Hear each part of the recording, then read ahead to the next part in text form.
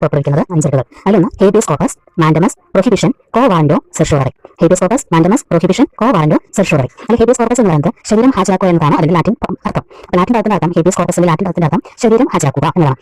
അതായത് ഒരു പൗരന്മാരെ നിയമവിരുദ്ധമായി തടങ്കലിൽ വെക്കുന്നതിനെതിരായ ഉത്തരവാണ് ഹേബിയസ് കോർപ്പസ് എന്ന് പറയുന്നത്. ഒരു നിശ്ചയ സമയത്തിനുള്ളിൽ തന്നെ ആ വ്യക്തി എന്ത് ചെയ്യണം, അറസ്റ്റ് ചെയ്ത വ്യക്തിയെ അല്ലെങ്കിൽ തടഞ്ഞു വെക്കപ്പെടുകയും ചെയ്ത വ്യക്തിയെ ഒരു നിശ്ചയ സമയത്തിനുള്ളിൽ തന്നെ കോടതിയിൽ ഹാജരാക്കണം, കോടതിക്ക് മുമ്പാകെ ഹാജരാക്കണം. ഇത് സുപ്രീം കോടതി ഹൈക്കോടതി നൽകുന്ന ഉത്തരവാണ് ഹേബിയസ് കോർപ്പസ് എന്ന് പറയുന്നത്. ശരീരം ഹാജരാക്കുക എന്നാണ് അതിന്റെ ലാറ്റിൻ അർത്ഥം. അടുത്തത് ഹേബിയസ് കോർപ്പസ് ഭരണാധികാരികൾക്കെതിരായി മാത്രമല്ല സ്വകാര്യ വ്യക്തികൾ വേണ്ടുന്ന ചില സംഘടനകൾ അതായത് സംഘടനകൾക്കെതിരെ എന്ത് ചെയ്യാവുന്നതാണ് ഹേബിയസ് കോർപ്പസ് പുറപ്പെടുവിക്കാവുന്നതാണ്.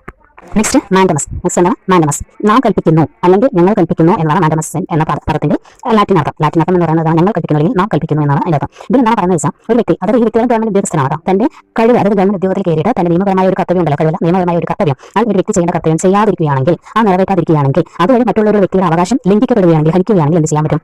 ഇത് മാൻഡമസ് പുറപ്പെടുവിക്കാൻ പറ്റും. അതായത് നമ്മുടെ പത്രത്തിലെ കണ്ടല്ലോ